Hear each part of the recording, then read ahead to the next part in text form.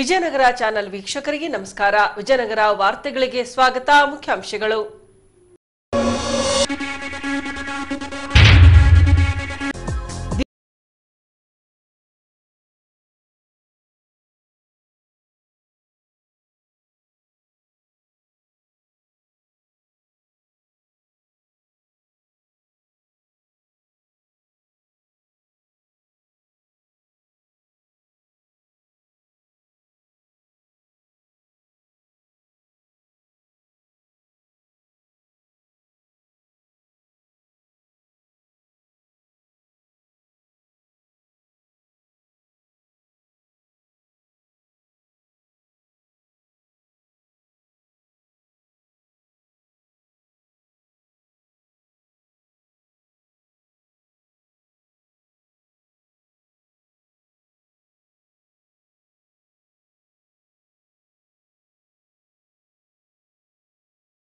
ರಂಗಭೂಮಿಯ ಅಭಿವೃದ್ಧಿಗೆ ಧ್ವನಿ ಎತ್ತುವಂತೆ ಕರೆ ನೀಡಿದ ಹಿರಿಯ ರಂಗತಜ್ಞ ಬಾಬಾ ಸೋಮಣ್ಣ. ಈಗ ವಾರ್ತೆಗಳ ವಿವರ. ಕಾರ್ಮಿಕರ ಕಾನೂನು ತಿದ್ದುಪಡಿ ವಿರೋಧ ಸೇರಿದಂತೆ ವಿವಿಧ ಬೇಡಿಕೆಗಳ ಈಡೇರಿಕೆಗೆ ಆಗ್ರಹಿಸಿ ಸಿಪಿಐಎಂ ಪಕ್ಷದ ಅಂಗ ಸಂಘಟನೆಗಳಿಂದ ದಿನಾಂಕ 28ರಿಂದ 29ರವರೆಗೆ 2 ದಿನಗಳ ಕಾಲ ಅಖಿಲ ಭಾರತ ಸಾರ್ವತ್ರಿಕ ಮುಷ್ಕರ ಕೈಗೊಳ್ಳಲಾಗಿದೆ. ಇನ್ನು ದಿನಾಂಕ 29ರಂದು ಜಿಲ್ಲಾ ಮಟ್ಟದ ಮುಷ್ಕರವನ್ನು ನಡೆಸಲಾಗುತ್ತಿದೆ.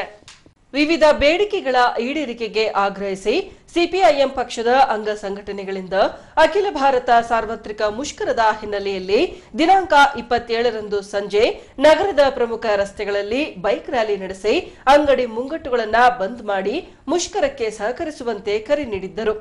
ಇನ್ನು ದಿನಾಂಕ 28ರಂದು ನಗರದ ಪ್ರಮುಖ ರಸ್ತೆಗಳಲ್ಲಿ ಬಿಜೆಪಿ ಸರ್ಕಾರ ಜನವಿರೋಧಿ ನೀತಿಯನ್ನ ಅನುಸರಿಸುತ್ತಿದೆ ಎಂದು ಆರೋಪಿಸಿ ಘೋಷಣೆ ಮೂಲಕ ರ್ಯಾಲಿ ನಡೆಸಿದರು. ಅದೇ ರೀತಿ ಭಾರತೀಯ ಜೀವ ವಿಮಾ ನಿಗಮದ ನೌಕರರು ಕಚೇರಿ ಎದುರು ಧರಣಿ ನಡೆಸಿ ಎಲ್ಐಸಿ ಖಾಸಗೀಕರಣ ವಿರೋಧಿಸಿ ಪ್ರತಿಭಟನೆ ನಡೆಸಿದರು.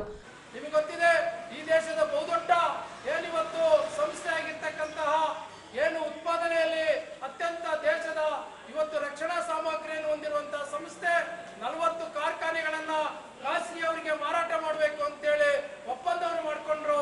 ಅದರ ವಿರುದ್ಧ ಹೋರಾಟ ಮಾಡಿದಂತ 1,30,30,000 ಜನ ನೌಕರರನ್ನ 1 ತಿಂಗಳ ಕಾಲ ಸಸ್ಪೆಂಡ್ ಮಾಡಿ ಇವತ್ತು ಅವರಿಗೆ ವೇತನ ಕೊಡದೇ ಇರುವಂತಹ ಸರ್ಕಾರ ನೀತಿಯನ್ನು ಮಾಡಿದೆ. ಸ್ವಾತಂತ್ರ್ಯ ನಂತರದಲ್ಲಿ ಯಾವುದೇ ರೀತಿಯಾದಂತಹ ಸರ್ಕಾರ ಈ ತರ ಕ್ರಮವನ್ನು ತೆಗೆದುಕೊಂಡಿರಲಿಲ್ಲ. ಅದೇ ರೀತಿಯಾಗಿ ಇವತ್ತು ದೇಶದ ಆರ್ಥಿಕ ಸಾರ್ವಭೌಮತೆಯನ್ನ ಕಸಿದುಕೊಳ್ಳುವಂತ ನೀತಿಯಾಗಿ ಈ ದೇಶದಲ್ಲಿದ್ದಂತ 36 ಶೆಡ್ಯೂಲ್ ಬ್ಯಾಂಕ್ಗಳನ್ನ ಇವತ್ತು ಮರ್ಜರ್ ಹೆಸರಿನಲ್ಲಿ ಅದು 6 ಶೆಡ್ಯೂಲ್ ಬ್ಯಾಂಕ್ಗಳನ್ನ ಮಾಡಲಿಕ್ಕೆ ತೀರ್ಮಾನ ಮಾಡಿರ್ತಕ್ಕಂಥದ್ದು ಕಾಣ್ತಾ ಇದೀವಿ. ಅದು ಮಾಡಿರ್ತಕ್ಕಂಥ ಕಾರಣ ಏನು ಅಂತ ಹೇಳಿದ್ರೆ ಈ ದೇಶದ ಬಹುದೊಡ್ಡ ಕಾರ್ಪೊರೇಟ್ ಸಂಸ್ಥೆಗಳು ಬಂಡವಾಳಶಾಹಿಗಳಿಗೆ ಹಣವನ್ನು ಯಥೇಚ್ಛವಾಗಿ ಕೊಡ್ಲಿಕ್ಕೆ ಅವರು ತೊಂದಂತ ಸಾಲಗಳನ್ನ ಎನ್ಪಿಎ ಹೆಸರಿನಲ್ಲಿ ದೀರ್ಘಾವಧಿ ಸಾಲಗಳನ್ನು ಮಾಡೋದ್ರ ಮುಖಾಂತರ ಆ ಸಾಲಗಳನ್ನ ಸಂಪೂರ್ಣವಾಗಿ ಇವತ್ತಿಸ ಇಲ್ಲದಂತೆ ಮಾಡಿ ಜನರಿಗೆ ತೆರಿಗೆ ರೂಪದಲ್ಲಿ ಆ ಸಾಲವನ್ನು ವಾಪಸ್ ತೆಗೆದುಕೊಳ್ಳುವಂತ ಕ್ರಮವನ್ನು ಮಾಡಲಿಕ್ಕೆ ಇಂಥ ಬ್ಯಾಂಕ್ ಮರ್ಜರ್ ನೀತಿಯನ್ನು ಮಾಡಿದ್ದಾರೆ. ನಿಮಗೆ ಗೊತ್ತಿದೆ, ಇತ್ತೀಚೆಗೆ ಎಸ್ಬಿಐ ಒಂದೇ ಬ್ಯಾಂಕ್ ಇಂದ 36,000 ಕೋಟಿ ಹಣವನ್ನ ಈ ದೇಶದ ಬಹುದೊಡ್ಡ ಸಂಸ್ಥೆಯಾಗಿರುವಂತಹ ಅಂಬಾನಿ ಅವರಿಗೆ ತೊಗರಿ ಬೆಳೆಯನ್ನ ಶೇಖರಣೆ ಮಾಡಲಿಕ್ಕೆ ಸಾಲವನ್ನು ಕೊಡ್ತಾರೆ. ಈ ದೇಶದ ಹೊರಗಡೆ ಇರುವಂತಹ ಬಂದರುಗಳಲ್ಲಿ, ಈ ದೇಶದ ಹೊರಗಡೆ ಇರತಕ್ಕಂಥ ಲಂಗರ್ಗಳಲ್ಲಿ ದಾಸ್ತಾನು ಮಾಡಿದ್ದಾರೆ.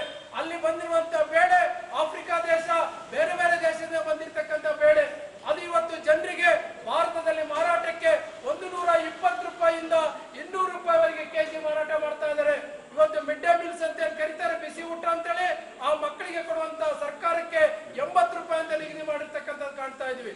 ಅಂದ್ರೆ ಇವತ್ತು ಏನು ಬಹುರಾಷ್ಟ್ರೀಯ ಕಂಪನಿಯ ಮಾಲೀಕರುಗಳಿಗೆ ಸಬ್ಸಿಡಿ ಕೊಡ್ಲಿಕ್ಕೆ ಬ್ಯಾಂಕ್ಗಳನ್ನು ಬಳಸ್ಕೊಳ್ತಾರೆ, ಬ್ಯಾಂಕಿನ ಹಣವನ್ನು ಬಳಸ್ಕೊಳ್ತಾರೆ, ಸಾರ್ವಜನಿಕರ ಹಣವನ್ನು ಬಳಸ್ಕೊಳ್ತಾರೆ. ಅದೇ ರೀತಿ ಕಾರ್ಮಿಕ ಕಾನೂನು ತಿದ್ದುಪಡಿ ಸೇರಿದಂತೆ ಅಂಗನವಾಡಿ, ಆಶಾ ಕಾರ್ಯಕರ್ತೆಯರ, ದೇವದಾಸಿಯರ ವೃದ್ಧಾಪ್ಯ ವೇತನ ಹೀಗೆ ಹಲವು ಸಮಸ್ಯೆಗಳ ಈಡೇರಿಕೆಗಾಗಿ ಸಂಘಟಕರು ರಾಜ್ಯ ಹಾಗೂ ಕೇಂದ್ರ ಸರ್ಕಾರಕ್ಕೆ ಆಗ್ರಹಿಸಿದ್ದಾರೆ. ಇನ್ನು ದಿನಾಂಕ 29ರಂದು ಜಿಲ್ಲಾ ಮಟ್ಟದ ಸಾರ್ವತ್ರಿಕ ಮುಷ್ಕರ ನಡೆಸಿ ರಾಜ್ಯ ಹಾಗೂ ಕೇಂದ್ರ ಸರ್ಕಾರದ ಗಮನ ಸೆಳೆಯಲಾಗುವುದೆಂದು ಹೋರಾಟಗಾರರು ಮಾಧ್ಯಮಗಳಿಗೆ ತಿಳಿಸಿದ್ದಾರೆ. ಮುಖ್ಯವಾಗಿ ಈ ಹೋರಾಟ ನಡೀತಾ ಇರುವಂಥ ಉದ್ದೇಶ ಏನಂದರೆ, ಈಗಾಗಲೇ ಕಳೆದ 8 ವರ್ಷಗಳಿಂದನೂ ಕೂಡ BJP ಸರ್ಕಾರ ಅಧಿಕಾರಕ್ಕೆ ಬಂದ ನಂತರ ಕಾರ್ಮಿಕರ ಪರವಾಗಿ ಇರುವಂಥ 44 ಕಾನೂನುಗಳನ್ನು ಇವತ್ತು 4 ಸಮಿತಿಗಳಾಗಿ 4 ಕೋಡ್ಗಳನ್ನಾಗಿ ವಿಂಗಡಿಸಿ ಇವತ್ತು ಎಲ್ಲ ಕಾರ್ಮಿಕ ಕಾನೂನುಗಳು ಮೊಟಕುಗೊಳಿಸ್ತಾ ಇದ್ದಾರೆ. ಈಗ ಇಲ್ಲಿವರೆಗೂ ಕೂಡ ಇರುವಂಥ 44 ಕಾನೂನುಗಳು ನಿರಂತರವಾಗಿ ಹೋರಾಟ ಮುಖಾಂತರ ಸಮರ್ಪಕವಾಗಿ ಆ ಕಾನೂನುಗಳನ್ನು ಜಾರಿ ಮಾಡಬೇಕಂತೇಳಿ ನಾವು ನಿರಂತರ ಹೋರಾಟ ಮಾಡ್ತಾ ಇದ್ದೀವಿ. ಅದ್ರ ಬದಲಾಗಿ ಸಮರ್ಪಕವಾಗಿ ಜಾರಿ ಮಾಡೋದು ಬಿಟ್ಟು ಇವತ್ತು ಕಾರ್ಮಿಕರ ಪರವಾಗಿ ಇರುವಂಥ ಕಾನೂನುಗಳನ್ನು ಇವತ್ತು ಕಾರ್ಪೊರೇಟ್ ಬಂಡವಾಳಗಾರರ ಪರವಾಗಿ ಇವತ್ತು ಮಾರ್ಪಡಿ ಮಾಡ್ತಾ ಇದ್ದಾರೆ. ಈ ಕಾನೂನುಗಳು ನಮ್ಮ ಸ್ವಾತಂತ್ರ್ಯ ಬಂದ ನಂತರ ಮಾತ್ರ ಅಲ್ಲ, ಸ್ವಾತಂತ್ರ್ಯ ಪೂರ್ವದಲ್ಲಿನೂ ಕೂಡ ಕಾರ್ಮಿಕರು ತಮ್ಮ ಪ್ರಾಣಗಳು ತ್ಯಾಗ ಮಾಡಿ ಪಡ್ಕೊಂಡಿರುವಂಥ ಕಾನೂನುಗಳು, ಇಂಥ ಕಾನೂನುಗಳನ್ನು ಇವತ್ತು ಮೊಟಕುಗೊಳಿಸುವಂಥ ಹುನ್ನಾರ ಕೇಂದ್ರ ಸರ್ಕಾರ ಮಾಡ್ತಾ ಇದೆ. ಇದನ್ನು ವಿರೋಧಿಸಿ ಮತ್ತು ಇವತ್ತು ಲಾಭ ಗಳಿಸುವಂಥ ಸಾರ್ವಜನಿಕ ರಂಗಗಳು LIC, BSNL, ಬ್ಯಾಂಕು, ರೈಲ್ವೆ, ಬಂದರ್, ಪೋಸ್ಟಲ್ ಇವೆಲ್ಲವೂ ಕೂಡ ಇವತ್ತು ಖಾಸಗೀಕರಣ ಮಾಡೋಕೆ ಇವತ್ತು ಅಲ್ಲೇ BJP ಸರ್ಕಾರ ಮುಂದಾಗಿದೆ. ಹಂಗಾಗಿ ಇವು ಆಸ್ತಿ ಗಳಿಸುವಂಥ ರಂಗಗಳಿವು. ಇಲ್ಲಿವರೆಗೂ ಕೂಡ ನಮ್ಮ ದೇಶ ಒಂದು ಅಭಿವೃದ್ಧಿ ಇತ್ತಂದರೆ ಈ ಎಲ್ಲ ಸಾರ್ವಜನಿಕ ರಂಗಗಳ ಹಣ ನಾವು ಜನರಿಗೆ ಬಳಕೆ ಮಾಡಿ ಜನರು ಬದುಕಿಸುವಂಥದ್ದು ಎಲ್ಲರಿಗೂ ಗುರ್ತಿರುವಂಥ ವಿಷಯ. ಹಂಗಾಗಿ ಯಾವ ಸಾರ್ವಜನಿಕ ರಂಗ ಖಾಸಗೀಕರಣ ಮಾಡಬಾರ್ದು. ಏನು ಎಲ್ಲ ಕ್ಷೇತ್ರಗಳಲ್ಲಿ ಇವತ್ತು ದುಡಿಮೆ ಕೊಡುವಂಥ ಕ್ಷೇತ್ರಗಳಲ್ಲಿ ಇವತ್ತು ಕಾಂಟ್ರಾಕ್ಟ್ ಪದ್ಧತಿ ಅಂತಂದೇಳಿ ತಗೊಂಡು ಇವತ್ತು ಕಾರ್ಮಿಕರಿಗೆ ಕಡಿಮೆ ಕೂಲಿಯಲ್ಲಿ ಹೆಚ್ಚು ಕೆಲಸವನ್ನು ತಗೊಂಡು ಇವತ್ತು ಅವರಿಗೆ ಕೂಲಿ ವಂಚಿತರನ್ನಾಗಿ ಮಾಡ್ತಾ ಇದ್ದಾರೆ. ಅದೇ ರೀತಿಯಾಗಿ ಇವತ್ತು ಏನು ಅಸಂಘಟಿತ ಕ್ಷೇತ್ರದಲ್ಲಿ ದುಡಿಯುವಂಥ ಮಹಿಳೆಯರು ಇರ್ಬೋದು, ಹಾಗೆಯೇ ಇವತ್ತು ಯುವ ಜನರಿಗೆ ಇರ್ಬೋದು, ಉದ್ಯೋಗ ಅವಕಾಶಗಳು ಕೊಡ್ತೀವಿ ಅಂತಂದೇಳಿ ಪ್ರತಿ ವರ್ಷ 2 ಕೋಟಿ ಉದ್ಯೋಗಾವಕಾಶ ಕೊಡ್ತೀವಿ ಅಂತಂದೇಳಿ ಅಂದವರು ಇವತ್ತು ನಿರುದ್ಯೋಗವನ್ನು ಸೃಷ್ಟಿ ಮಾಡ್ತಾ ಇದ್ದಾರೆ. ಕಾಂಟ್ರಾಕ್ಟ್ ಪದ್ಧತಿ ಹೆಸರಿನಲ್ಲಿ ಇವತ್ತು ಜನರಿಗೆ ಸರಿಯಾದ ಉದ್ಯೋಗವನ್ನು ಕೂಡ ಕೊಡದೆ ಈ ಕರೋನಾ ಸಂದರ್ಭದಲ್ಲಿ ಕೂಡ ಎಷ್ಟೋ ಕೆಲಸಗಳನ್ನು ಕಳ್ಕೊಂಡು ಇವತ್ತು ಬೀದಿಗೆ ಬಿದ್ದಿದ್ದಾರೆ. ಹಾಗಾಗಿ ಇಡೀ ದೇಶದ ಜನರಿಗೆ ಇವತ್ತು ಉತ್ತಮವಾದ ಆಡಳಿತವನ್ನು ಕೊಡಲಿಕ್ಕೆ ಇರ್ತಕ್ಕಂಥ ಈ ಸರ್ಕಾರ ಇವತ್ತು ವಿಫಲವಾಗಿದೆ. ಹಾಗಾಗಿ ಕಾರ್ಮಿಕರ ಕಾನೂನುಗಳನ್ನು ಜಾರಿ ಮಾಡಬೇಕು. ಮಹಿಳೆಯರ ಮೇಲಿನ ದೌರ್ಜನ್ಯ ಹೆಚ್ಚು ಆಗ್ತಾ ಇದೆ, ದಲಿತರ ಮೇಲಿನ ದೌರ್ಜನ್ಯಗಳು ಆಗ್ತಾ ಇದ್ದಾವೆ. ಇವತ್ತು ಈ ಎಲ್ಲ ದೌರ್ಜನ್ಯಗಳು ನಿಲ್ಲಬೇಕು ಮತ್ತು ಅಲ್ಪಸಂಖ್ಯಾತರ ಮೇಲೆ ಕೂಡ ದಾಳಿಗಳು ಹೆಚ್ಚಾಗ್ತಾ ಇದ್ದಾವೆ. ಹಾಗಾಗಿ ಇವೆಲ್ಲವನ್ನು ಖಂಡಿಸಿ ಇವತ್ತು ಇಡೀ ದೇಶಾದ್ಯಂತ ಒಂದು ಕಡೆಗೆ ಬೆಲೆ ಏರಿಕೆ ಜಾಸ್ತಿ ಆಗ್ತಾ ಇದೆ ಮತ್ತು ಜಾತಿ ಧರ್ಮದ ಹೆಸರಿನಲ್ಲಿ ಇವತ್ತು ನಮ್ಮನ್ನು ಒಡಕು ಉಂಟು ಮಾಡ್ತಾ ಇದ್ದಾರೆ. ಇವು ಯಾವ ಕೂಡ ಸರಿಯಾದ ಕ್ರಮ ಅಲ್ಲ. ಇವತ್ತು ಎಲ್ಲರೂ ಕೂಡ ಸಮನಾಗಿ ಬದುಕುವಂಥ ಒಂದು ನೀತಿಯನ್ನು ಜಾರಿ ಮಾಡಬೇಕು ಅಂತಂದೇಳಿ ಹೇಳ್ತಾರೆ. ಇನ್ನು ಎಂದಿನಂತೆ ಬಸ್ಗಳ ಸಂಚಾರ ಸೇರಿದಂತೆ ವಾಣಿಜ್ಯ ಚಟುವಟಿಕೆಗಳು ಎಂದಿನಂತೆ ನಡೆದಿದ್ದು ಕಂಡುಬಂದಿತು. 2021-22ನೇ ಶೈಕ್ಷಣಿಕ ಸಾಲಿನ SSLC ಪರೀಕ್ಷೆಗಳು ದಿನಾಂಕ 28ರಿಂದ ಪ್ರಾರಂಭಗೊಂಡಿವೆ. ಏಪ್ರಿಲ್ 11ಕ್ಕೆ ಪರೀಕ್ಷೆಗಳು ಮುಕ್ತಾಯಗೊಳ್ಳಲಿದ್ದು ವಿಜಯನಗರ ಜಿಲ್ಲೆಯಲ್ಲಿ 72 ಕೇಂದ್ರಗಳಲ್ಲಿ 22,700ಕ್ಕೂ ಅಧಿಕ ವಿದ್ಯಾರ್ಥಿಗಳು ಪರೀಕ್ಷೆ ಬರೆಯಲಿದ್ದಾರೆ. ಹೀಗೆ ದಿನಾಂಕ 28ರಂದು ಹೊಸಪೇಟೆ ನಗರದ ವಿವಿಧ ಏರಿಯಾದಲ್ಲಿ ಬರುವ SSLC ಪರೀಕ್ಷಾ ಕೇಂದ್ರಗಳಲ್ಲಿ ಶಿಕ್ಷಣ ಇಲಾಖೆಯಿಂದ ಅಗತ್ಯ ವ್ಯವಸ್ಥೆಯನ್ನ ಮಾಡಿಕೊಳ್ಳಲಾಗಿತ್ತು. ಹೀಗೆ ನಗರದ ಬಾಲಕಿಯರ ಪದವಿ ಪೂರ್ವ ಕಾಲೇಜಿನ ಪರೀಕ್ಷಾ ಕೇಂದ್ರಕ್ಕೆ ಭೇಟಿ ನೀಡಿದ DD ಪೈ ಉತ್ತಂಗಿ ಕೊಟ್ರೇಶ್ರವರು ವ್ಯವಸ್ಥೆ ಕುರಿತು ಪರಿಶೀಲಿಸಿದರು. ಬಳಿಕ ಮಾಧ್ಯಮಗಳೊಂದಿಗೆ ಮಾತನಾಡಿದ ಅವರು ವಿಜಯನಗರ ಜಿಲ್ಲಾ ವ್ಯಾಪ್ತಿಯಲ್ಲಿ ಒಟ್ಟು 72 ಪರೀಕ್ಷಾ ಕೇಂದ್ರಗಳನ್ನು ಪ್ರಾರಂಭಿಸಲಾಗಿದ್ದು ಒಟ್ಟು 22,740 ವಿದ್ಯಾರ್ಥಿಗಳು ಪರೀಕ್ಷೆ ಬರೆಯಲಿದ್ದಾರೆ. ಅದಕ್ಕೆಂದೇ ಸಕಲ ಸಿದ್ಧತೆಗಳನ್ನು ಮಾಡಿಕೊಳ್ಳಲಾಗಿದೆ ಎಂದು ತಿಳಿಸಿದ್ದಾರೆ. ವಿಜಯನಗರ ಜಿಲ್ಲೆ ಹೊಸದಾಗಿ ರಚನೆಯಾಗಿದೆ. ವಿಜಯನಗರ ಜಿಲ್ಲೆಯಲ್ಲಿ ಒಟ್ಟು 72 ಪರೀಕ್ಷಾ ಕೇಂದ್ರಗಳಿದೆ. 72 ಪರೀಕ್ಷಾ ಕೇಂದ್ರಗಳಿಂದ 22,740 ಮಕ್ಕಳು ಪರೀಕ್ಷೆಗೆ ಕೊಡ್ತಾರೆ. ಎಲ್ಲ ಪರೀಕ್ಷಾ ಕೇಂದ್ರಗಳಿಗೆ ನಿಯಮಾನುಸಾರ, ನಮ್ಮ ಸರ್ಕಾರದ ನಿಯಮಾನುಸಾರ, ಇಲಾಖೆ ನಿಯಮಾನುಸಾರ ಏನು ನಾವು ಕ್ರಮ ವಹಿಸಬೇಕಾಗಿದೆ ಎಲ್ಲ ಕ್ರಮಗಳನ್ನು ವಹಿಸಿದ್ವಿ. ಅದರಲ್ಲಿ ಮೊದಲನೇದಾಗಿ ಎಲ್ಲ ಪರೀಕ್ಷಾ ಕೇಂದ್ರಗಳಿಗೆ CCTV ವ್ಯವಸ್ಥೆಗಳನ್ನು ಮಾಡಿದ್ದೀವಿ. ಅನಂತರ ಎಲ್ಲ ಪರೀಕ್ಷಾ ಕೇಂದ್ರಗಳನ್ನು ಪಂಚಾಯತ್ ವತಿಯಿಂದ, ಪಂಚಾಯತ್ ರಾಜ್ ಇಲಾಖೆ ವತಿಯಿಂದ, ನಗರ ಪಾಲಿಕೆಗಳ ವತಿಯಿಂದ ಸ್ಯಾನಿಟೈಸೇಷನ್ ಮಾಡಿಸಿದ್ವಿ. ಮತ್ತು ಎಲ್ಲ ಆರೋಗ್ಯ ಸಹಾಯಕರು ಕೂಡ ಪರೀಕ್ಷಾ ಕೇಂದ್ರಗಳಲ್ಲಿದ್ದು ಮಕ್ಕಳ ಆರೋಗ್ಯದ ಬಗ್ಗೆ ಕೂಡ ಕಾಳಜಿ ವಹಿಸಿದ್ದಾರೆ. ಮಕ್ಕಳು ಅವ್ರು ಬೇಕಾಗಿರ್ತಕ್ಕಂಥ ಕುಡಿಯುವ ನೀರಿನ ವ್ಯವಸ್ಥೆಯನ್ನು ಅವರೇ ಬಾಟಲ್ ಮೂಲಕ ತರಬೇಕಾಗಿರುವಂಥದ್ದು ಮತ್ತು ಪರೀಕ್ಷೆ ಸುಸೂತ್ರವಾಗಿ ನಡೀಲಿಕ್ಕೆ ಪೊಲೀಸ್ ಇಲಾಖೆಯರು ಕೂಡ ನಮಗೆ ಸಹಕಾರ ಕೊಟ್ಟಿದ್ದಾರೆ. ಜೊತೆಗೆ ಪರೀಕ್ಷಾ ಕೇಂದ್ರಗಳಲ್ಲಿ ನಿಯಮಾನುಸಾರ ನಮ್ಮಲ್ಲಿ ಸ್ಥಾನಿಕ ಜಾಗೃತಿ ದಳದ ಅಧಿಕಾರಿಗಳು, ಮುಖ್ಯ ಅಧೀಕ್ಷಕರು, ಪೇಪರ್ ಪ್ರಶ್ನೆ ಪತ್ರಿಕೆಯ ಪಾಲಕರು ಇವರೆಲ್ಲರೂ ಕೂಡ ನೇಮಕ ಮಾಡಿದ್ದೀವಿ. ಒಟ್ಟಾರೆ ಎಲ್ಲ ಪರೀಕ್ಷಾ ಕೇಂದ್ರಗಳು ಶಾಂತಿಯುತವಾಗಿ ಸುವ್ಯವಸ್ಥಿತವಾಗಿ ಯಾವುದೇ ರೀತಿಯ ಗೊಂದಲಗಳಿಗೆ ಅವಕಾಶ ಇಲ್ಲದ ಹಾಗೆ ಪರೀಕ್ಷೆ ನಡೆಸಲಿಕ್ಕೆ ಜಿಲ್ಲಾಡಳಿತ ಕ್ರಮ ಕೈಗೊಂಡಿದೆ. ಈಗಾಗಲೇ ಇದಕ್ಕೆ ಸಂಬಂಧಪಟ್ಟಂತೆ ಪರೀಕ್ಷೆಗೆ ಸಂಬಂಧಪಟ್ಟಂತೆ ಮಾನ್ಯ ಜಿಲ್ಲಾಧಿಕಾರಿಗಳು, ಮಾನ್ಯ CO ರವರು, ಮಾನ್ಯ SP ಅವರು ಮತ್ತು ಜಿಲ್ಲಾ ಮಟ್ಟದ ಅಧಿಕಾರಿಗಳ ಸಮ್ಮುಖದಲ್ಲಿ ಸಭೆ ನಡೆಸಿ ಪರೀಕ್ಷೆಯ ಎಲ್ಲ ಸಿಬ್ಬಂದಿಯವರಿಗೆ, ಪರೀಕ್ಷೆಯ ಮುಖ್ಯ ಅಧೀಕ್ಷಕರುಗಳಿಗೆ ಮತ್ತು BOಗಳಿಗೆ, ರೂಟ್ ಆಫೀಸರ್ ಅವರಿಗೆ ಒಂದು ತರಬೇತಿ ಕೂಡ ನಾವು ಕೊಟ್ಟಿದ್ದೇವೆ ಅವರ ಸಮ್ಮುಖದಲ್ಲಿ. ಏಪ್ರಿಲ್ 16 ಹಾಗೂ 17ರಂದು ಹೊಸಪೇಟೆ ನಗರದಲ್ಲಿ ಬಿಜೆಪಿ ರಾಜ್ಯ ಕಾರ್ಯಕಾರಿಣಿ ಸಭೆ ನಡೆಯಲಿದೆ.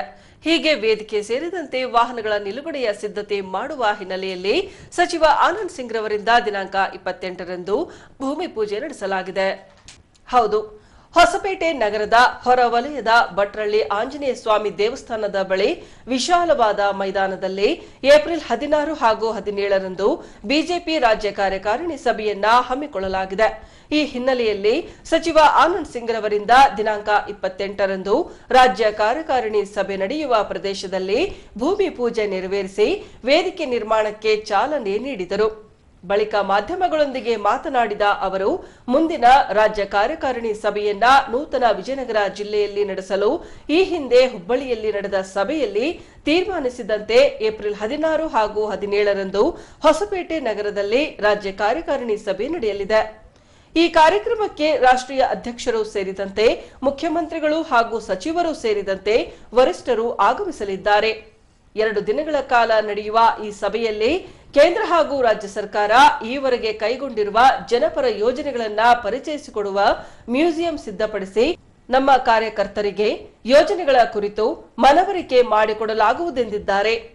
ಹುಬ್ಬಳ್ಳಿನಲ್ಲಿ ಆದ ನಂತರ ವಿಜಯನಗರಕ್ಕೆ ನಮ್ಮ ವರಿಷ್ಠರು ಕಾರ್ಯಕಾರಿಣಿ ಮಾಡಬೇಕು ಅಂಥೇಳಿ ತೀರ್ಮಾನ ಮಾಡಿದರು.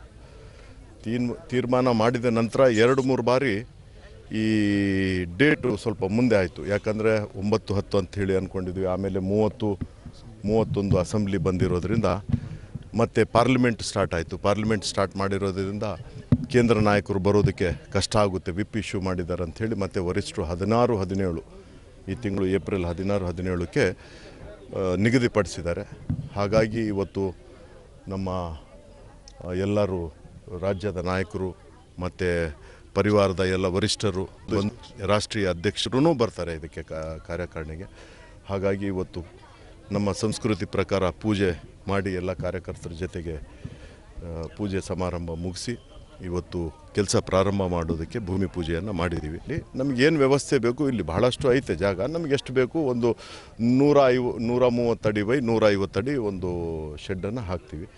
ಮಿಕ್ಕಿದ್ದು ಪಾರ್ಕಿಂಗಿಗೆ ಮತ್ತು ಅದರ ಜೊತೆಗೆ ನಮ್ಮ ಒಂದು ಮ್ಯೂಸಿಯಂ ಥರ ನಮ್ಮ ಪ್ರದರ್ಶನ ಏನಂದರೆ ನಮ್ಮ ಸರ್ಕಾರಗಳು, ಕೇಂದ್ರ ಸರ್ಕಾರ ಏನು ಮಾಡಿದೆ, ನಮ್ಮ ಪ್ರಧಾನಮಂತ್ರಿಗಳು ಏನು ಈ ದೇಶಕ್ಕೆ ಯೋಜನೆಗಳು ಕೊಟ್ಟಿದ್ದಾರೆ, ಮತ್ತು ರಾಜ್ಯ ಸರ್ಕಾರದಲ್ಲಿ ಮತ್ತು ನಮ್ಮ ಅಂದಿನ ಮುಖ್ಯಮಂತ್ರಿಗಳು ಯಡಿಯೂರಪ್ಪನವರು ಮತ್ತು ಇಂದಿನ ಮುಖ್ಯಮಂತ್ರಿ ಆದಂಥ ಬಸವರಾಜ ಬೊಮ್ಮಾಯಿ ಅವರು ಏನೇನು ಯೋಜನೆಗಳು, ಇದರ ಪ್ರಕಾರ ಎಲ್ಲ ಕಾರ್ಯಕರ್ತರಿಗೆ ಜಾಗೃತರಾಗಿ ಮಾಡುವಂಥ ನಿಟ್ಟಿನಲ್ಲಿ ಒಂದು ವಸ್ತು ಪ್ರದರ್ಶನ ಮತ್ತು ಅದರ ಜೊತೆಗೆ ಮಾಹಿತಿ ಕೊಡುವಂಥ ವಿಚಾರಗಳೆಲ್ಲ ಆ ಒಂದು ಮ್ಯೂಸಿಯಂನಲ್ಲಿ ಇಡುವಂಥ ವ್ಯವಸ್ಥೆ ಮಾಡಿದ್ದೀವಿ. ಇವತ್ತು ನೋಡಿ, BJP ಚುನಾವಣೆ ಬಂದಾಗ ಕೆಲಸ ಮಾಡುವಂಥ ಪಕ್ಷ ಅಲ್ಲ ಇದು.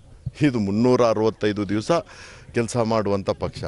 ಬೇರೆ ಪಕ್ಷಗಳು ಚುನಾವಣೆ ಬಂದಾಗ ಎಚ್ಚೆತ್ಕೊಂಡು ಬರ್ರಿ ಅಂಥೇಳಿ ಕಾರ್ಯಕರ್ತರನ್ನ ಜೋಡಿಸ್ಕೊಂಡು, ಅದು ಮನಸ್ಫೂರ್ತಿಯಾಗಿ ಬರೋಂಥ ಕಾರ್ಯಕರ್ತರಲ್ಲ, ಏನೋ ಆಮೇಶ ಒಡ್ಡಿ ಅವರಿಗೆ ಬರುವಂಥ ಪಕ್ಷ ಅದು. ಇದು 365 ದಿವಸ ಕೆಲಸ ಮಾಡುವಂಥ ಪಕ್ಷ. ಹಾಗಾಗಿ ಅಂಥ ರೀತಿ ಇಲ್ಲ. ನಾವು ಯಾವತ್ತೂ ಚುನಾವಣೆ ಇರಲಿ ಇರದೇ ಇರಲಿ ಒಂದು ಸಂಘಟನೆ ಮುಖಾಂತರ, ಪರಿವಾರದ ಮುಖಾಂತರ ನಾವು ಯಾವತ್ತೂ ಸದಾ ಕೆಲಸ ಮಾಡ್ತಾ ಇರ್ತೀವಿ. ಅದು ಇವತ್ತು 16-17ಕ್ಕೆ ಕಾರ್ಯಕಾರಿಣಿ ವಿಜಯನಗರ ಕ್ಷೇತ್ರದಲ್ಲಿ, ವಿಜಯನಗರದ ವಿಜಯೋತ್ಸವ ಅಂಥೇಳಿ ಇಲ್ಲಿಂದ ಹಂಗೆ ಅಂದ್ಕೊಳ್ಳಿ, ಇದು ಇಲ್ಲಿಂದನೇ ಪ್ರಾರಂಭ, ಚುನಾವಣೆದೇ ಪ್ರಾರಂಭ, ಅದರಲ್ಲಿ ಏನು ತಪ್ಪೇನಿಲ್ಲ. ಚುನಾವಣೆದೇ ಪ್ರಾರಂಭ. ವಿಜಯನಗರ ಸಾಮ್ರಾಜ್ಯ ಯಾವ ರೀತಿ ವಿಸ್ತರಣೆ ಬೆಳೆದಿತ್ತು, ಇಡೀ ಹಿಂದೂ ಸಾಮ್ರಾಜ್ಯದ ಅತಿ ದೊಡ್ಡ ಸಾಮ್ರಾಜ್ಯ ಇದು. ಹಾಗಾಗಿ ಆ ರೀತಿ ಇಡೀ ದಕ್ಷಿಣ ಭಾರತದಲ್ಲೇ ಈ ವಿಜಯನಗರ ಸಾಮ್ರಾಜ್ಯ ಯಾವ ರೀತಿ ಇತ್ತು, ಇಡೀ ದಕ್ಷಿಣ ಭಾರತದಲ್ಲಿ BJP ಸರ್ಕಾರಗಳು ಬರಬೇಕು ಅಂಥೇಳಿ ಪಣ ತೊಟ್ಟು ಇವತ್ತು ಕೆಲಸ ಪ್ರಾರಂಭ ಮಾಡಿದ್ದೀವಿ. ಅದೇ ರೀತಿ ಪಟೇಲ್ ನಗರದಲ್ಲಿ ಸಚಿವರಿಂದ ಪೂಜೆ ಸಲ್ಲಿಸಿ ರಾಜ್ಯ ಕಾರ್ಯಕಾರಿಣಿ ಕಾರ್ಯಾಲಯವನ್ನ ಉದ್ಘಾಟಿಸಿ ಕಾರ್ಯಕರ್ತರೊಂದಿಗೆ ಸಭೆ ನಡೆಸಿದರು.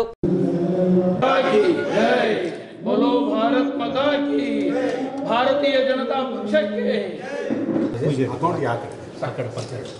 भारतीय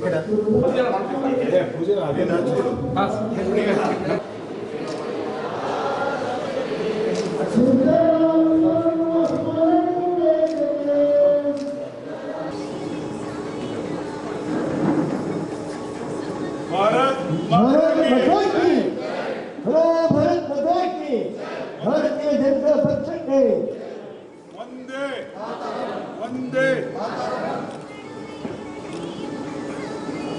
भारतीय जनता पक्ष बಳ್ಳಾರಿ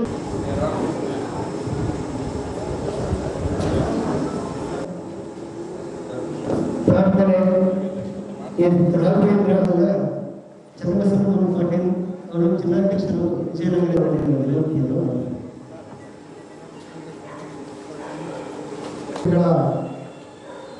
16 ಮತ್ತು 17ನೇ ತಾರೀಕು ನಡೆತಕ್ಕಂಥ ಪ್ರಾರಂಭದ ಭೂಮಿ ಪೂಜೆಯ ಕಾರ್ಯಕ್ರಮದ ಮತ್ತು ವರ್ಗದ ವೇದಿಕೆ ಮೇಲೆ ಹಾಜರಾಗಿರ್ತಕ್ಕಂಥ ರಾಜ್ಯದ ಸಂಘಟನಾ ಪ್ರಧಾನ ಕಾರ್ಯದರ್ಶಿಯಾಗಿರ್ತಕ್ಕಂಥ ಭಾರತೀಯ ಜನತಾ ಪಕ್ಷ ವಿಜಯನಗರ ಜಿಲ್ಲಾ ಬೆಂಗಳೂರು ಕರ್ನಾಟಕದ ಸರ್ಕಾರದ ಬಹುಸಂಖ್ಯಾತ ಸಚಿವರಾಗಿರ್ತಕ್ಕಂಥ ಆದಿತ್ಯವಾಗಿ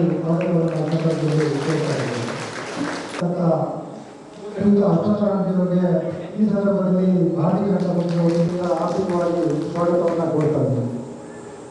ರಾಜ್ಯದ ವಿಭಾಗದ ಪ್ರಭಾರಿಗಳಾಗಿರ್ತಕ್ಕಂಥ ಸಿದ್ದೇಶ್ ಜಾಧವ್ ಅವರಿಗೂ ಸಹ ಈ ಸಂದರ್ಭದಲ್ಲಿ ನಾನು ಸ್ವಾಗತ ಸಂಘಟನೆಯ ವಿಭಾಗದ ಸಂಘಟನಾ ಪ್ರಧಾನ ಕಾರ್ಯದರ್ಶಿಯಾಗಿರ್ತಕ್ಕಂಥ ಪೂಜಪ್ಪನವರಿಗೂ ಸಹ ಈ ಸಂದರ್ಭದಲ್ಲಿ ನಾನು ಸ್ವಾಗತವನ್ನು ಕೇಳ್ತಾ ಇದ್ದೇನೆ. ಹಾಗೆಯೇ ಬಳ್ಳಾರಿ ಜಿಲ್ಲೆ ವಿಜಯನಗರ ಮತ್ತು ಬಳ್ಳಾರಿ ಜಿಲ್ಲೆಯ ಎಲ್ಲ ಪಕ್ಷದ ಕಾರ್ಯಕರ್ತರು ಸಭಾಸದರು ಕಾರ್ಯಕ್ರಮದ ವತಿಯಿಂದ ಕೋರ್ತಾ ನಾನು ಎರಡು ಮಾತನ್ನು ಮುಗಿಸ್ತಾ ಇದ್ದೀನಿ. ಈ ಕಾರ್ಯಕ್ರಮದ ಪರವಾಗಿ ಸ್ವಾಗತವನ್ನು ಕೋರ್ತಾ ಇದ್ದೀನಿ. ಈಗ ಪ್ರಸ್ತುತದಲ್ಲಿ ಮಹೇಶ್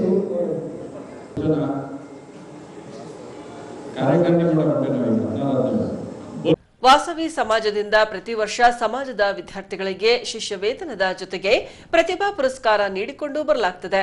ಹೀಗೆ ದಿನಾಂಕ 27ರಂದು ಸಂಜೆ ಬಳಿಕ ಆರ್ಯವೈಶ್ಯ ಸಮಾಜದ ಎಸ್ಎಸ್ಎಲ್ಸಿ ನಂತರದ ಪ್ರತಿಭಾವಂತ ವಿದ್ಯಾರ್ಥಿಗಳಿಗೆ ಶಿಷ್ಯ ವೇತನ ವಿತರಣೆ ಹಾಗೂ ಸಮಾಜದ ವಿವಿಧ ರಂಗದಲ್ಲಿ ಸಾಧಕರಿಗೆ ಸನ್ಮಾನಿಸಿ ಗೌರವಿಸಲಾಗಿದೆ. ಹೀಗೆ ದಿನಾಂಕ 27ರಂದು ಸಂಜೆ ಹಂಪಿ ರಸ್ತೆ ವಾಸವಿ ಕಲ್ಯಾಣ ಮಂಟಪದಲ್ಲಿ ಆರ್ಯವೈಶ್ಯ ಅಧಿಕಾರಿಗಳ ಹಾಗೂ ವೃತ್ತಿ ನಿರತ ಸಂಘ ಆವೋಪ ಚಾರಿಟಬಲ್ ಟ್ರಸ್ಟ್ನ ಸಹಯೋಗದೊಂದಿಗೆ ವಿದ್ಯಾರ್ಥಿ ವೇತನ ವಿತರಣೆ ಹಾಗೂ ಸನ್ಮಾನ ಸಮಾರಂಭ ಹಮ್ಮಿಕೊಳ್ಳಲಾಗಿತ್ತು. ಈ ಭಾಗವಾಗಿ ಸಮಾಜದ ಗಣ್ಯರಿಂದ ದೀಪ ಬೆಳಗಿಸುವ ಮೂಲಕ ಕಾರ್ಯಕ್ರಮಕ್ಕೆ ಚಾಲನೆ ನೀಡಿದರು. ಬಳಿಕ ವಿವಿಧ ರಂಗದಲ್ಲಿ ತಮ್ಮದೇ ಆದ ಸಾಧನೆಗೈದ ಆರ್ಯವೈಶ್ಯ ಸಮಾಜದ ಸಾಧಕರಿಗೆ ಹಾಗೂ ಪ್ರತಿಭಾವಂತ ವಿದ್ಯಾರ್ಥಿಗಳಿಗೆ ಸನ್ಮಾನಿಸಿ ಗೌರವಿಸಲಾಯಿತು. ಬಳಿಕ ಹೊಸಪೇಟೆಯ ಆವೋಪ ಅಧ್ಯಕ್ಷ ಕಾಕುಬಾಳು ರಾಜೇಂದ್ರರವರು ಮಾತನಾಡಿ, ಪ್ರತಿ ವರ್ಷ ಮಾಡುವ ಕಾರ್ಯಕ್ರಮದ ಜೊತೆಗೆ ಈ ವರ್ಷ ಸಮಾಜದ ಪ್ರತಿಭೆಗಳನ್ನ ಹಾಗೂ ವೈದ್ಯರನ್ನ ಗುರುತಿಸಿ ಸನ್ಮಾನಿಸಲಾಗಿದೆ. ಇನ್ನು ವಿದ್ಯಾನಿಧಿ ಫಂಡ್ನಿಂದ ಸಮಾಜದ ಪ್ರತಿಭಾವಂತ ವಿದ್ಯಾರ್ಥಿಗಳಿಗೆ ಶಿಷ್ಯ ವೇತನ ನೀಡಲಾಗುತ್ತಿದೆ ಎಂದರು. ನಮ್ಮಲ್ಲಿ ಪ್ರತಿಭೆಗಳಿಗೆ ಕೊರತೆ ಇಲ್ಲ. ಸೊ ಆ ಕೊರತೆ ಆಗಲಾರ್ದಂಗೆ ನೋಡಿಕೊಳ್ಳೋ ಜವಾಬ್ದಾರಿ ನಮ್ಮ ಸಮಾಜದ ಮೇಲಿದೆ. ಸೊ ಆ ಜವಾಬ್ದಾರಿಯನ್ನು ಅವಪ ಸಂಸ್ಥೆ ಅವರಿಗೆ ಮೋಟಿವೇಶನ್ ಫ್ಯಾಕ್ಟರ್ ಅಂತೇಳಿ ಗುರುತಿಸಿ ಅವರಿಗೆ ಸನ್ಮಾನ ಮಾಡಬೇಕಂತ ನಾವೊಂದು ಯೋಚನೆ ಮಾಡ್ತಾ ಇದ್ವಿ.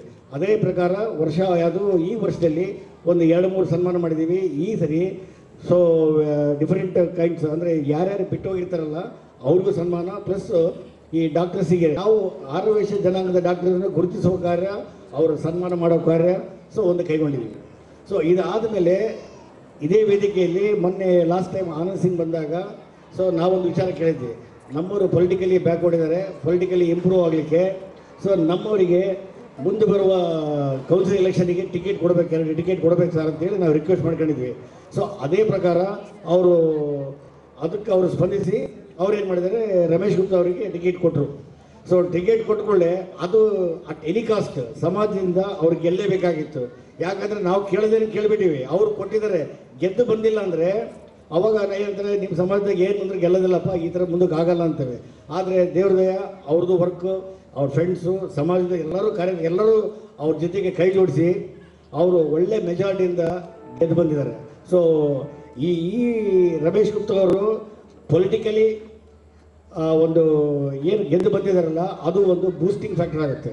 ಇನ್ನು ಮುಂದೆ ಬರುವ ಎಲ್ಲ ಪೊಲಿಟಿಕಲ್ಗೆ ಸ್ವಲ್ಪ ಧೈರ್ಯ ಬರುತ್ತೆ. ಇಲ್ಲಪ್ಪ ನಮ್ಮ ಜನ ಕೂಡ ಧೈರ್ಯ ಬರುತ್ತೆ, ನಾವು ಗೆಲ್ಬೋದು, ನಾವು 24 ತಾಸು ಬರೀ ನಾವು ವೋಟ್ ಬ್ಯಾಂಕ್ ಇದೆ ಅದರಿಂದ ಗೆಲ್ಬೋದು ಅಂಬೋದು ಇಲ್ಲ. ಚೆನ್ನಾಗಿ ಕೆಲಸ ಮಾಡಿದ್ರೆ, ಒಳ್ಳೆ ವ್ಯಕ್ತಿ ಇದ್ದರೆ ಡೆಫಿನೆಟಾಗಿ ಮುಂದೆ ಬರ್ತಾರೆ ಎಂಬುದು ಒಂದು ಉದಾಹರಣೆ ಅವರು. ಸೊ ಈಗ ಸ್ಕಾಲರ್ಶಿಪ್ ಕೊಡ್ತಿದ್ದೀವಿ. ಸ್ಕಾಲರ್ಶಿಪ್ ಕೊಡ್ತಾ ಇರೋದು ಒಂದು ವಿಚಾರ ಏನೆಂದರೆ, ಸೊ ಇದು ದುಡ್ಡು ಎಲ್ಲಿಂದ ಬರುತ್ತೆ? ಈ ದುಡ್ಡು ಬೇಕಲ್ಲ. ಸ್ಕಾಲರ್ಶಿಪ್ ಕೊಡಬೇಕಂದ್ರೆ ಕೂಡ ನಾವೇನಾದ್ರೂ ಕೂಡ ಕೊಡೋದು ಅಮೌಂಟ್ ಕಡಿಮೆ ಇದ್ದರೂ ಕೂಡ 65 ಹುಡುಗರಿಗೆ ಕೊಡ್ತಾ ಇದ್ದೀವಿ. 65 ಹುಡುಗರಿಗೆ ಕೂಡ ದುಡ್ಡು ಬರಬೇಕಂದ್ರೆ ಎಲ್ಲಿಂದ ಬರುತ್ತೆ? ಇದಕ್ಕೆ ವಿದ್ಯಾನಿಧಿ ಫಂಡ್ ಅಂತೇಳಿ ಸಂಜೀವಪ್ಪರ ಕಾಲದಲ್ಲಿ ಶುರು ಮಾಡಿದರು. ಸೊ ಆ ಫಂಡಿಗೆ ಸಾಕಷ್ಟು ಜನ ದೇಣಿಗೆ ಕೊಟ್ಟಿದ್ದಾರೆ. ಆ ಬಡ್ಡಿಯಿಂದ ನಾವೇನು ಮಾಡ್ತಾ ಇದ್ದೀವಿ, ಅವರಿಗೆ ಕೊಡಲಿಕ್ಕೆ ಅನುಕೂಲ ಆಗ್ತಾ ಇದೆ. ಸೊ ವಿದ್ಯಾನಿಧಿ ಡೋನರ್ಸಿಗೆ ದಯವಿಟ್ಟು ಎಲ್ಲರೂ ಒಂದು ಸರಿ ಚಪ್ಪಾಳೆ ಹೊಡಿಬೇಕಂತೇಳಿ ಕೇಳ್ತಾ ಇದ್ದೀನಿ. ಬಳಿಕ ಬೆಂಗಳೂರಿನವರಾದ ಪರೀಕ್ಷಾ ಪ್ರಾಧಿಕಾರ ಮಂಡಳಿಯ ಅಧ್ಯಕ್ಷ ಡಾಕ್ಟರ್ ಸಿದ್ದಂ ಶೆಟ್ಟಿ ರಾಮಚಂದ್ರ ಶೆಟ್ಟಿರವರು ಮಾತನಾಡಿ, ನಮ್ಮನ್ನು ನಾವು ಸಮಾಜದಲ್ಲಿ ಗುರುತಿಸಿಕೊಳ್ಳಲು ಇಂತಹ ಕಾರ್ಯಕ್ರಮಗಳು ಸಹಕಾರಿಯಾಗುತ್ತವೆ ಎಂದರು. ನಾವು ಏನೇ ಇರಲಿ, ನಾವು ಹೇಗೆ ಬೆಳೆದಿರಲಿ, ನಾವು ಬೆಳೆದ ಭೂಮಿಯ ಫಲವತ್ತತೆಯ ಸಾರವನ್ನು ಬೆಳೆದಿರ್ತೀವಿ. ಇಲ್ಲಿಯ ಬೇರುಗಳು ಗಟ್ಟಿಯಾಗಿರುವ ಕಾರಣದಿಂದಾಗಿಯೇ ನಾವು ಬೆಳೆದಿರ್ತೀವಿ. ಇಲ್ಲಿಯ ಬೇರುಗಳು ಗಟ್ಟಿ ಇಲ್ಲದೆ ಇದ್ದರೆ ಬೀಳ್ತೇವೆ. ಹಾಗಾಗಿ ಹೊಸಪೇಟೆಯ ಈ ಮಣ್ಣಿನಲ್ಲಿ ನಾನು ಗಟ್ಟಿಯಾಗಿ ಬೆಳಲಿಕ್ಕೆ ಇಲ್ಲಿರುವಂಥ ಅನೇಕ ಹಿರಿಯರು, ಇಲ್ಲಿಯ ಸಮಾಜ, ಇವರೆಲ್ಲರೂ ಕಾರಣ. ಇನ್ನು ವೈದ್ಯೋ ನಾರಾಯಣೋ ಹರಿಹಿ, ಅನೇಕ ಕಡೆ ಅನೇಕರು ಹೆಣದ ಮೇಲಿನ ಬಟ್ಟೆ ಹರ್ಕೊಂಡು ತಿಂದಂತೆ ತಿಂದಿದ್ದಾರೆ, ಇಲ್ಲ ಅನ್ನೋದಿಲ್ಲ. ಆದರೆ ಅದಕ್ಕೂ ಮಿಗಿಲಾಗಿ ಅನೇಕ ವೈದ್ಯರುಗಳು ತಮ್ಮ ಆರೋಗ್ಯವನ್ನು ಲಕ್ಷಿಸದೆ ಸಮಾಜದ ಮಧ್ಯದಲ್ಲಿ ಸೇವೆ ಸಲ್ಲಿಸಿದ್ದಾರೆ. ನರ್ಸುಗಳು ಸೇವೆ ಸಲ್ಲಿಸಿದ್ದಾರೆ, ನನ್ನಂಥ ಫಾರ್ಮಸಿಸ್ಟ್ಗಳು ಸೇವೆ ಸಲ್ಲಿಸಿದ್ದಾರೆ, ನಮ್ಮ ಸಮಾಜದವರು ಆ ಥರ ಸೇವೆ ಸಲ್ಲಿಸಿದ್ದಾರೆ. ಅದು ನಮಗೆ ಹೆಮ್ಮೆ ಮತ್ತು ಅವರಿಗೆ ಗೌರವಾರ್ಪಣೆ ಮಾಡುವುದು ನಮ್ಮ ಕರ್ತವ್ಯ. ಮುಂಬರುವ ದಿನಗಳಲ್ಲಿ ನಾವು ನಮ್ಮನ್ನು ನಾವು ರಕ್ಷಿಸುವ ಕಾರ್ಯದಲ್ಲಿ ಹೇಗೆ ತೊಡಗಿಕೊಂಡರೆ ಸಮಾಜ ನಮ್ಮ ನಡುವೆ ನಿಲ್ಲುತ್ತಾ? ಏನಿಲ್ಲಪ್ಪ, ದಿನ ಸಾಯರಿಗೆ ಆಳೋರು ಯಾರು ಮಾಡ್ತಾರೆ ಹಂಗೆ, ಈ ರೀತಿ ಚಿನಿಕತೆಯನ್ನು ನಾವು ವ್ಯಕ್ತಪಡಿಸುತ್ತೇವಾ? ಇಲ್ಲ, ನಮ್ಮ ಜೊತೆ ಸಮಾಜ ಇದೆ. ಈ ರೀತಿ ಸಮಾಜ ಎಲ್ಲರ ಜೊತೆ ಇದೆ ಅನ್ನುವುದನ್ನು ತೋರಿಸುವುದಕ್ಕಾದರೂ ಈ ರೀತಿಯ ಕಾರ್ಯಕ್ರಮಗಳು ಅವಶ್ಯಕ. ಹಾಗಾಗಿ ಆ ಒಂದು ಸ್ವಯಂ ಸೇವಕರಿಗೂ ನಾನು ಅಭಿವಂದಿಸ್ತೇನೆ. ಇನ್ನು ವಿದ್ಯಾರ್ಥಿಗಳೇ, ವಿದ್ಯೆಯೇ ಆಸ್ತಿ, ಅದೇ ಆಸ್ತಿ. ನಿಮ್ಮ ಆ ಆಸ್ತಿಯನ್ನು ಯಾರೂ ಕದಿಯೋದಿಲ್ಲ. ಹಣದ ಹಿಂದೆ ಓಡಬೇಡಿ, ವಿದ್ಯೆಯ ಹಿಂದೆ ಓಡಿ ಸರಸ್ವತಿಯ ಹಿಂದೆ ಲಕ್ಷ್ಮಿ ತಾನಾಗಿ ಓಡಿ ಬರ್ತಾಳೆ. ಮತ್ತು ವಿದ್ಯಾವಂತರಾದವರೇ ಹಣವಂತರಾಗ್ತಾ ಇದ್ದಾರೆ. ವಿದ್ಯೆಯ ಹಿಂದೆ, ಸರಸ್ವತಿಯ ಹಿಂದೆ ಲಕ್ಷ್ಮಿ ಬರ್ತಾ ಇದ್ದಾಳೆ.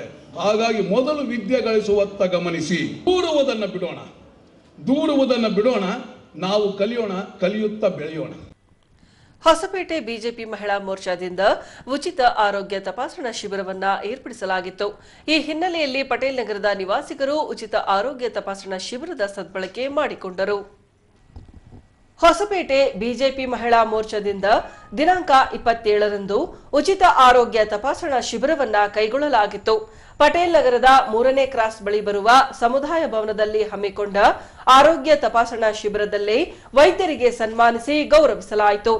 ಬಳಿಕ ವಿವಿಧ ಕ್ಷೇತ್ರದ ವೈದ್ಯರಿಂದ ಉಚಿತ ಆರೋಗ್ಯ ತಪಾಸಣೆ ನಡೆಸಿ ವೈದ್ಯಕೀಯ ಸಲಹೆ ನೀಡಿದರು. ಈ ವೇಳೆ ಹೊಸಪೇಟೆ ಮಹಿಳಾ ಮೋರ್ಚಾದ ಅಧ್ಯಕ್ಷೆ ಸ್ವಾತಿ ಸಿಂಗ್ ರವರು ಮಾತನಾಡಿ, ಇತ್ತೀಚೆಗೆ ಎಲ್ಲರಲ್ಲಿ ಆರೋಗ್ಯದ ಸಮಸ್ಯೆ ಕಾಡುತ್ತಿದೆ. ಬಡವರಿಗೆ ಅನುಕೂಲವಾಗಲಿ ಎಂಬ ದೃಷ್ಟಿಯಿಂದ ಉಚಿತ ಆರೋಗ್ಯ ತಪಾಸಣಾ ಶಿಬಿರ ಕೈಗೊಳ್ಳಲಾಗಿ ವೈದ್ಯರು ತಮಗೆ ತುಂಬಾನೇ ಸಹಕರಿಸಿದ್ದಾರೆಂದರು.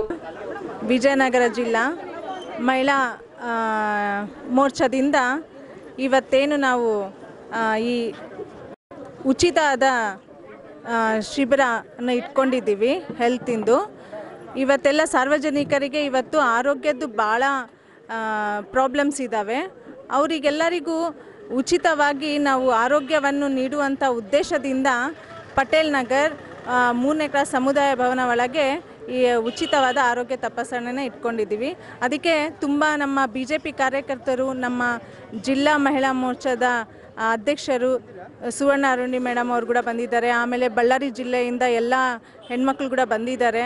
ಇವತ್ತೆಲ್ಲ ನಮ್ಮ ಕಾರ್ಯಕರ್ತರು ಎಲ್ಲ ಸಾಥ್ ಕೊಟ್ಟಿದ್ದಾರೆ. ಆಮೇಲೆ ಭಾಳಷ್ಟು ಜನ ಡಾಕ್ಟರ್ಸ್ ಕೂಡ ಇಲ್ಲಿ ಬಂದು ಉಚಿತವಾಗಿ ಅವರೆಲ್ಲ ಆರೋಗ್ಯದ ಬಗ್ಗೆ ಶಿಬಿರವನ್ನು ಹಮ್ಮಿಕೊಂಡಿದ್ದಾರೆ.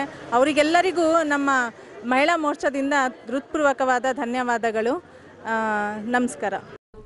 ನಂತರ ದಂತ ವೈದ್ಯ ಡಾಕ್ಟರ್ ರಾಘವೇಂದ್ರ ಕಟ್ಟೀರವರು ಮಾತನಾಡಿ, ಹಣವನ್ನ ಸಂಪಾದಿಸಬಹುದು, ಆದರೆ ಉತ್ತಮ ಆರೋಗ್ಯ ಸಂಪಾದಿಸುವುದು ಕಷ್ಟಕರ. ಹಾಗಾಗಿ ಆರೋಗ್ಯದ ಕುರಿತು ಸಾರ್ವಜನಿಕರು ಹೆಚ್ಚಿನ ಆದ್ಯತೆ ಕೊಡಬೇಕೆಂದು ಕರೆ ನೀಡಿದರು. ವಿಶ್ವ ರಂಗಭೂಮಿ ದಿನಾಚರಣೆಯ ಶುಭ ದಿನದಂದು ಮರಿಯಮ್ಮನಹಳ್ಳಿಯಲ್ಲಿ ಗಾಯತ್ರಿ ದೇವಿ ನಾಗರಾಜ ಸಾರಥ್ಯದ ರಂಗಬಿಂಬ ಸಂಸ್ಥೆಯ ಉದ್ಘಾಟನಾ ಕಾರ್ಯಕ್ರಮ ಕೈಗೊಳ್ಳಲಾಗಿತ್ತು.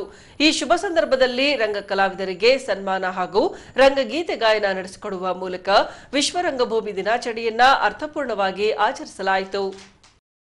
ಹೀಗೆ ದಿನಾಂಕ 27ರಂದು ಮರಿಯಮ್ಮನಹಳ್ಳಿಯ ದುರ್ಗಾದಾಸ್ ಕಲಾಮಂದಿರದಲ್ಲಿ ರಂಗಬಿಂಬ ಎಂಬ ರಂಗಭೂಮಿ ಕಲಾವಿದರ ಸಂಘಟನೆಯ ಉದ್ಘಾಟನೆ ಹಮ್ಮಿಕೊಳ್ಳಲಾಗಿತ್ತು. ರಂಗಬಿಂಬದ ಕಾರ್ಯದರ್ಶಿ ಸಿಕೆ ನಾಗರಾಜ್ರವರು ರಂಗಬಿಂಬ ಸಂಸ್ಥೆಯ ಸ್ಥಾಪನೆಯ ಉದ್ದೇಶದ ಕುರಿತು ಪ್ರಾಸ್ತಾವಿಕ ನುಡಿಗಳಲ್ಲಿ ತಿಳಿಸಿಕೊಟ್ಟರು. ಈ ರಂಗಭೂಮಿಯ ಈವರೆಗಿನ ಸುದೀರ್ಘ ಯಾನದಲ್ಲಿ ನಟನಾಗಿಯೇ ಉಳಿಯುವುದು ಕಷ್ಟವಾಗಿರುವುದರಿಂದ ರಂಗಭೂಮಿಯಲ್ಲಿ ನಟೇತರಾಗಿ ತೊಡಗಿಸಿಕೊಳ್ಳಬೇಕಾದ ಅನಿವಾರ್ಯತೆ ಇರುವುದರಿಂದ ನಮ್ಮ ಸಂಪೂರ್ಣ ಸಾಮರ್ಥ್ಯವನ್ನು ರಂಗಕ್ಕೆ ದಾರೆ ಎರೆದು ರಂಗಬಿಂಬ ಎಂಬ ಸಂಸ್ಥೆಯನ್ನು ಕಟ್ಟಿಕೊಂಡಿದ್ದೇವೆ. ಇದು ನಮ್ಮ ಕನಸಿನ ಕೂಸು. ಈ ಕೂಸು ಬಹುದಿನಗಳ ಕಾಲ ಬದುಕಿ ಎತ್ತರಕ್ಕೆ ಬೆಳೆಯಬೇಕು ಅಂದರೆ ತಾವುಗಳು ನಮಗೆ ಉತ್ತಮ ಸಲಹೆ ಸಹಕಾರ ನೀಡಿ ಹರಸಿ ಪ್ರೋತ್ಸಾಹಿಸಬೇಕಾಗಿ ತಮ್ಮಲ್ಲಿ ವಿನಯಪೂರ್ವಕವಾಗಿ ಸವಿನಯ ಪ್ರಾರ್ಥಿಸಿಕೊಳ್ಳುತ್ತೇವೆ. ನಂತರ ಡಾಕ್ಟರ್ ಪುನೀತ್ ರಾಜ್ಕುಮಾರ್ ರವರ ಆತ್ಮಕ್ಕೆ ಶಾಂತಿ ಕೋರಿ 1 ನಿಮಿಷ ಮೌನಾಚರಣೆ ನಡೆಸಲಾಯಿತು. ಬಳಿಕ ಮರಿಯಮ್ಮನಹಳ್ಳಿಯ ಆರ್ಯವೈಶ್ಯ ಸಂಘದ ಅಧ್ಯಕ್ಷ ವಿಶ್ವನಾಥ್ ಶೆಟ್ಟಿರವರು ಡೋಲು ನುಡಿಸುವ ಮೂಲಕ ರಂಗಬಿಂಬ ಕಲಾವಿದರ ಸಂಘಟನೆಗೆ ಚಾಲನೆ ನೀಡಿದರು. ಬಳಿಕ ಮಾತನಾಡಿದ ಅವರು, ಮರಿಯಮ್ಮನಹಳ್ಳಿಯಲ್ಲಿ ಈಗಲೂ ಅನೇಕ ಹುಟ್ಟು ಕಲಾವಿದರಿದ್ದಾರೆ. ಕಂಪನಿ ನಾಟಕಗಳ ಪ್ರದರ್ಶನ ನಮ್ಮಲ್ಲಿ ಕಡಿಮೆಯಾಗುತ್ತಿವೆ. ರಂಗಬಿಂಬ ಸಂಸ್ಥೆಯಿಂದ ಕಲಾವಿದರನ್ನ ಪಳಗಿಸಿ ಉತ್ತಮ ಸಂದೇಶ ನೀಡುವ ನಾಟಕಗಳು ಪ್ರದರ್ಶನಗೊಳ್ಳುವಂತಾಗಲೆಂದು ಹಾರೈಸಿದರು. ನಿಜವಾಗಿಯೂ ಮುಂದೆ ಅವರು ಉತ್ತಮವಾದಂಥ ಕಲಾವಿದರಾಗ್ತಾರೆ. ಮರಿಯಮ್ಮನಹಳ್ಳಿಯಲ್ಲಿ ಕೂಡ ಅನೇಕ ಮಕ್ಕಳು ತರಬೇತಿ ಹೊಂದಿದ್ದಾರೆ. ಅವರು ಕೂಡ ಹುಟ್ಟು ಕಲಾವಿದರಾಗಿದ್ದಾರೆ. ನಿಜವಾಗಿಯೂ ಸಂತೋಷ ಆಗ್ತದೆ.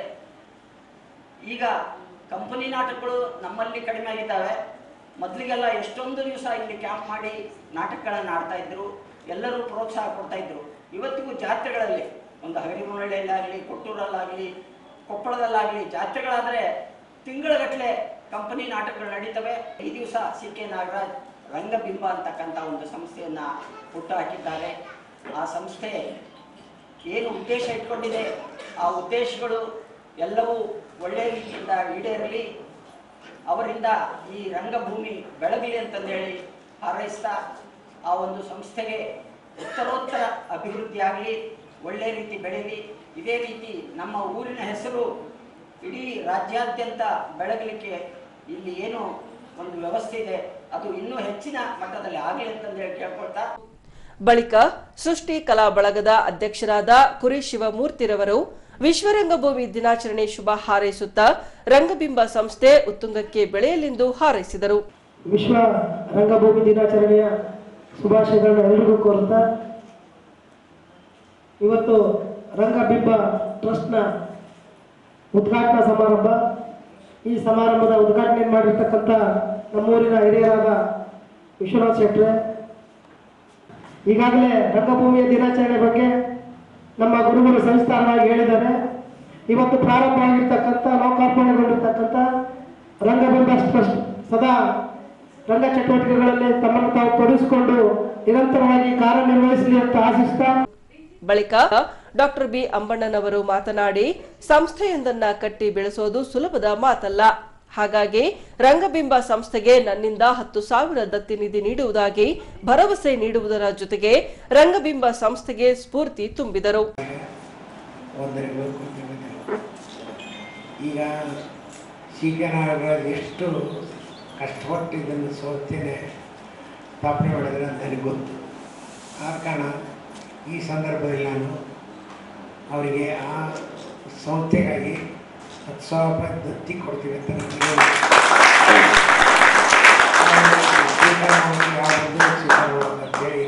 ನಾನು ಈ ಸಂಸ್ಥೆಗೆ ಸ್ವಲ್ಪ ಬೇಕು, ಆರ್ಥಿಕ ಸಹಾಯ ಬೇಕು. ಬಳಿಕ ಹಿರಿಯ ರಂಗತಜ್ಞ ಮಾಬಾ ಸೋಮಣ್ಣನವರು ಮಾತನಾಡಿ, ಈ ಹಿಂದೆ ಎಂಪಿ ಪ್ರಕಾಶ್ ರವರ ಆಡಳಿತದ ಅವಧಿಯಲ್ಲೇ ನಿರ್ಮಿಸಿರುವ ಇಲ್ಲಿನ ರಂಗಮಂದಿರದ ಅಭಿವೃದ್ಧಿ ಆಗಬೇಕಿದೆ. ಈ ಕುರಿತು ಕಲಾವಿದರು, ಸಂಘ ಸಂಸ್ಥೆಗಳು, ಜನಪ್ರತಿನಿಧಿಗಳು ಧ್ವನಿ ಎತ್ತಬೇಕಾದ ಅವಶ್ಯವಿದೆ ಎಂದು ಕರೆ ನೀಡಿದರು. ಅನೇಕ ದಿನಗಳಿಂದ ಇದು ಬಯಲಿಗೆ ಬಿದ್ದಿದೆ. ನಾನು ನಿನ್ನೆ ಬನ್ನಿ ಇಲ್ಲಿ ಬಂದು ನೋಡಿದಾಗ ಈ ಪುಟ್ಟಿ ಮಾರುವಂತವ್ರು ಬಂದು ಇದ್ರ ತುಂಬಾ ಪುಟ್ಟಿಗಳನ್ನ ಒಟ್ಟಿದ್ರು, ಕೋಳಿಗಳನ್ನ ಸಾಕಿದ್ರು, ಹಂದಿಗಳ ಸಾಕಾಣಿಕೆಯಲ್ಲಿ ನಡೀತಾ ಇದೆ. ಇದು ನಮ್ಮ ರಂಗಭೂಮಿ. ನಾನು ಏನು ಆಸೆ ಪಟ್ಟಿದ್ನೋ ಅದಾಗ್ತಾ ಇಲ್ಲ. ಅದಕ್ಕೆ ಇಲ್ಲಿ ವೇದಿಕೆ ಮೇಲೆ ಇರ್ತಕ್ಕಂಥ ಎಲ್ಲ ಮಾನ್ಯರಲ್ಲಿ ನಾನು ಒಂದು ವಿನಂತಿ ಮಾಡ್ತೇನೆ, ನನ್ನದೊಂದು ಸಣ್ಣ ಕೂಗು ಆಗಬಾರದು. ನೀವೆಲ್ಲರೂ ಕೂಡ ಒಂದು ಕೂಗನ್ನು ಹಾಕಿ ಮರಿಯಮ್ಮನ ಹಳ್ಳಿಯ ರಂಗಭೂಮಿಗೆ ಮುಂದೆ ಪ್ರೇಕ್ಷಕ ಕೂಡಲಿಕ್ಕೆ ಪ್ರೇಕ್ಷಾಗಾರ ಇಲ್ಲ. ಆ ಪ್ರೇಕ್ಷಾಗಾರವನ್ನು ದಯವಿಟ್ಟು ಮಾಡಿಸಿ.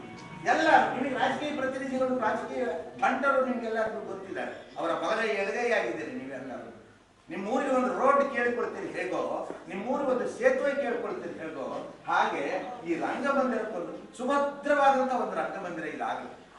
ಇಷ್ಟೇ ಜಾಗದಲ್ಲಿ ಪ್ರೇಕ್ಷಕರು ಇಳಿಸೋಕೆ ಸಾಧ್ಯ ಇಲ್ಲ. ಅದಕ್ಕಾಗಿನೇ ನನ್ನ ಒಂದು ಐಡಿಯಾ ಅಂದ್ರೆ ಅಲ್ಲಿ ಹಿಂದುಗಡೆ ಬಾಲ್ಕನಿ ಮಾಡಿ, ಬಾಲ್ಕನಿಯಲ್ಲಿ ಕೂಡ ಚೇರ್ ಹಾಕಿ ಕೂಡುವಂತೆ, ಕೆಳಗೂ ಕೂಡ ಸುಸಜ್ಜಿತವಾದ ಹಾಸಿಗೆಗಳನ್ನ ಅಥವಾ ನೆಲಮಟ್ಟನ್ನ ಮಾಡಿಬಿಟ್ಟು ಕುರ್ಚಿ ಹಾಕದೇ ಇದ್ರು ಕುತ್ಕೊಂಡು ನೋಡುವಂತ ರಂಗಮಂದಿರವನ್ನ ಮಾಡಿಕೊಡ್ರಿ ಎನ್ನುವಂತ ಕೂಗನ್ನ ನೀವೆಲ್ಲರೂ ದಯವಿಟ್ಟು.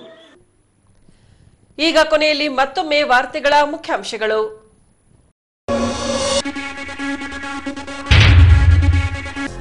ದಿನಾಂಕ